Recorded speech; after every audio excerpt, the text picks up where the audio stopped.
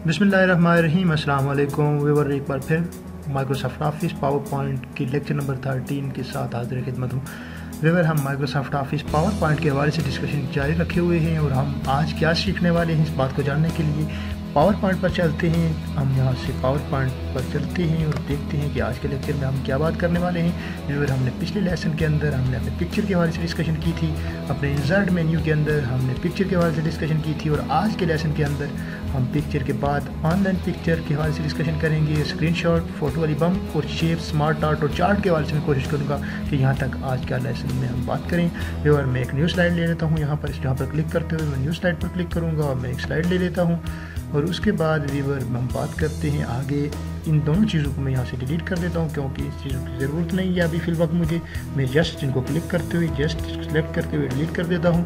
Viewer, और आगे चलते हैं ऑनलाइन पिक्चर। ऑनलाइन पिक्चर अगर आप अपने डॉक्यूमेंट के अंदर ऑनलाइन पिक्चर इंसर्ट करना चाहते हैं तो यहाँ ऑनलाइन पिक्चर का ऑप्शन आ जाएगा। आपको वहाँ अपना URL पेस्ट करते हुए या नेविगेट करते हुए डायरेक्ट गूगल से आप पिक्चर ले सकते हैं। वही नाम प्रेस करते हुए गूगल के सर्च बॉक्स के अंदर। व्यूअर, लेकिन फ़िलवक्त मेरे पास इंटरनेट मौजूद नहीं है इसलिए माजरत खा हूँ व्यूअर। इसलिए इस तरह आप ऑनलाइन पिक्चर को इस्तेमाल कर सकते हैं। स्क्रीनशॉट, आप फॉर एग्जांपल आप रिसेंटली जो स्क्रीन ओपन है इसको शॉट लेना चाह रहे हैं, जस्ट यहाँ पर क्लिक करेंगे और इसका स्क्रीनशॉट ले सकते हैं। रिसेंटली जो स्क्रीन ओपन थी वो स्क्रीन क्लिपिंग के जरिए आप स्क्रीन क्लिपिंग कर सकते हैं। आप इसका शॉट ले सकते हैं, इसके किसी भी पोर्शन का शॉट ले सकते हैं और इसको यहाँ पर इंसर्ट कर सकते हैं। व्यूअर, फॉर एग्जांपल मैं स्क्रीनशॉट को इस्तेमाल कर रहा हूँ, जस्ट मैंने अभी ये लिया था, इस पर क्लिक करते हुए मैं इसके अंदर ये स्क्रीनशॉट ले रहा हूँ। व्यूअर, आप देख सकते हैं कि वो स्क्रीनशॉट, वो पिक्चर जो मैंने लास्ट टाइम क्लिक की थी वो पिक्चर इस वक्त यहाँ पर आ रही है। लेक्चर नंबर 13 के हवाले से जो मैंने डेमो बनाया था वो पिक्चर यहाँ पर शो हो रही है। इस तरह आप स्क्रीनशॉट को भी इस्तेमाल कर सकते हैं। स्क्रीन की पिक्चर लेने के लिए स्क्रीनशॉट को इस्तेमाल किया जाता है। व्यूअर, आगे चलते हैं। फ़ोटो वाली बम उस सूरत में खासी अहमियत रखता है अगर आप शौक़ रखते हैं, इंटरेस्टेड हैं, आपके पास कोई फैमिली पिक्चर पड़ी हुई है, आप चाहते हैं कि वो सारी पिक्चर एक वाली बम में आ जाए और उसके बाद मैं उस पर ट्रांजैक्शन और एनिमेशन लगाकर अच्छे इफेक्ट के साथ देख सकूँ या कोई स्लाइड या प्रेजेंटेशन बना सकूँ, तो उस सूरत में आप फ़ोटो वाली बम इस्तेमाल कर सकते हैं। व्यूअर, मैं एक फ़ोटो वाली बम बनाता हूँ, आपको दिखाता हूँ प्रैक्टिकली कि ये किस तरह काम करता है। व्यूअर, सबसे पहले आप फ़ोटो वाली बम पर जाकर क्लिक करेंगे। इस पर क्लिक करने के बाद आपके पास इस तरह का पॉपअप मेन्यू या डायलॉग बॉक्स अपीयर होगा। इस बॉक्स के अंदर आप इस जगह पर अपने एल्बम में शामिल सारी पिक्चर को इंसर्ट करेंगे और इसको इंसर्ट करने का तरीका ये है कि आप डिस्क के अंदर से इंसर्ट करना चाह रहे हैं तो जस्ट यहाँ पर क्लिक करेंगे और जिस जगह पर आपकी पिक्चर्स पड़ी हुई हैं वो इंसर्ट करेंगे। चूँकि मेरी इमेज के अंदर हैं तो मैं यहाँ से इमेजेस फोल्डर क्लिक करूँगा और जो पिक्चर इस एल्बम के अंदर आप शामिल करना चाहते हैं उसको यहाँ से सिलेक्ट करेंगे। सिलेक्ट करने के बाद जस्ट क्लिक करेंगे तो एक पिक्चर सिलेक्ट होगी और इंसर्ट होगी। लेकिन हम एक से ज़्यादा अगर शामिल करना चाह रहे हैं, उसको एक सिलेक्ट हो चुकी है, उसके बाद कंट्रोल को प्रेस रखते हुए दूसरी को सिलेक्ट करेंगे, इसी तरह तीसरी, फिर कंट्रोल को प्रेस रखते हुए चौथी, पांचवी और इसी तरह छठी पिक्चर। और इस तरह पिक्चर्स जितनी भी आपके पास पिक्चर्स हैं जो आप अपने एल्बम के अंदर शामिल करना चाह रहे हैं उनको सिलेक्ट करने के बाद आप जस्ट यहाँ इंसर्ट पर क्लिक करेंगे। अब आपके पास 10 पिक्चर यहाँ पर शामिल हो चुकी हैं। इन 10 पिक्चर को शामिल करने के बाद आप इसको सबको चेक कर दीजिए। इस तरह आप इसके चेक बॉक्स के अंदर इनको चेक कर दीजिए। आप इनको यहाँ ड्रैग करते हुए इनकी नंबरिंग को आगे पीछे कर सकते हैं, चेंज कर सकते हैं अगर आप चाहें तो। इस तरह इनको चेक करने के बाद व्यूअर आप करियर पर क्लिक करें।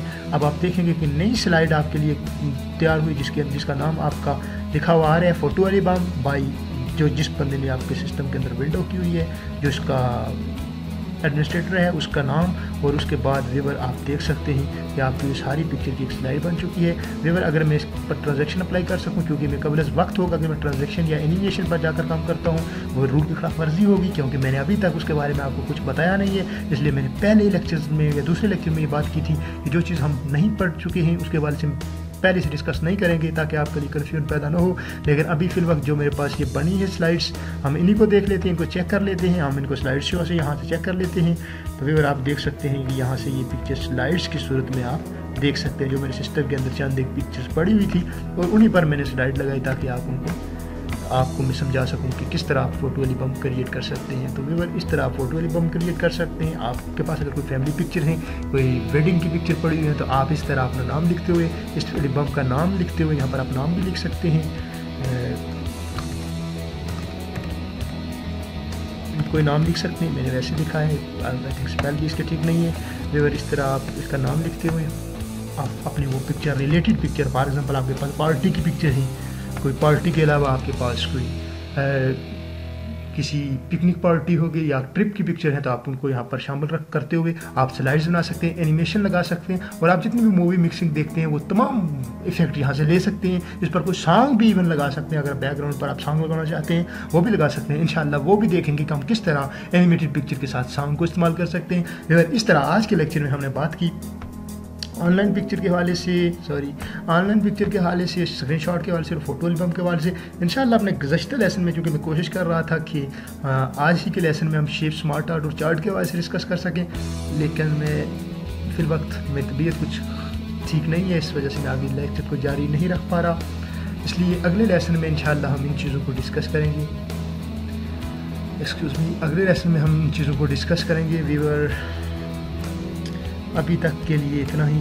अगर कोई भी आपका क्वेश्चन है, किसी तरह का कोई सवाल पूछना चाहते हैं तो हमारा फोरम आपके लिए हाजिर है। व्यूअर आप सवाल अगर पूछना चाहते हैं तो www.facebook.com/jkacademy.in में माजरत चाहूँगा, क्योंकि मेरी तबीयत कुछ ख़राब है इसलिए शायद मैं कंसंट्रेट नहीं कर पा रहा। और उसके साथ हमारे यूट्यूब चैनल को ज़रूर सब्सक्राइब कीजिएगा। चंद लम्हों के बाद अगले नेक्स्ट लेक्चर के साथ हाजिर हूँगा।